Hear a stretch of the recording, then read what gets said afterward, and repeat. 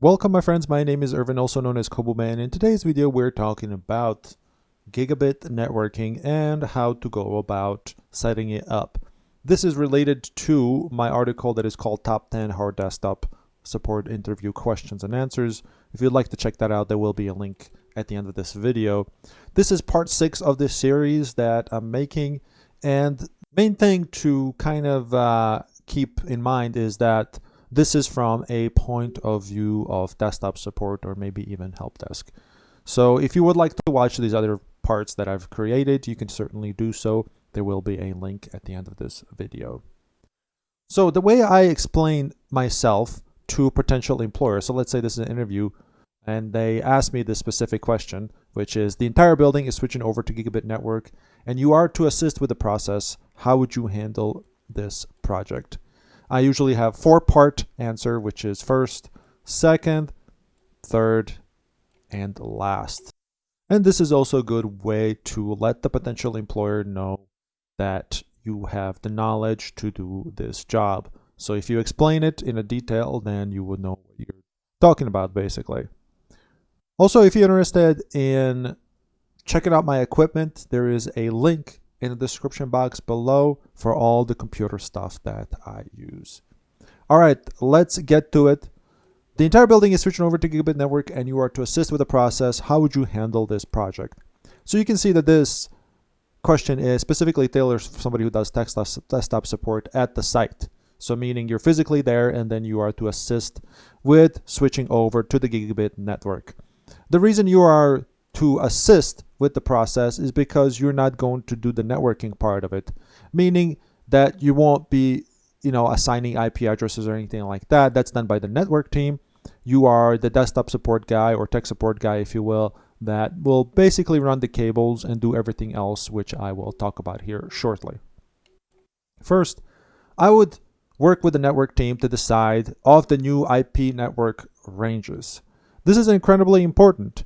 If your company has firewall settings or a firewall configuration that is specific to certain applications, certain websites, then you would need to know what the new IP network ranges are. This is something that you need to have anyways, but the main reason is to make sure that all of these applications that are used by people can also go through the firewall. So the old IP range had firewall settings set up for the old one. Now you need the new IP network ranges to inform the firewall team to make these changes so that applications and the websites and anything that's external will work properly. Also, sometimes you have to notify the external third parties that allow inbound connections from certain IP ranges. You need to let them know as well. And to make sure that certain machines receive static IP addresses. Now, I kind of touched on this on my previous video, which was related to setting up a printer on a network, which requires a static IP address, but that's not the main reason. I mean, that's one of the reasons, but the main reason being is servers. All the servers that you have at your location, they all need IP addresses, and they need to be configured with the new IP addresses, including printers. Second, if any network cables need to be upgraded, it will be coordinated with members of desktop support and network team. For example, Cat5e is a minimal cable rating for gigabit speeds. So the way you would do this is that you may have to make sure that it's at least Cat5e, which I believe is 1000 megabits per second connection speed, which is basically entry-level gigabit network speed. Otherwise, you would want to use Cat6.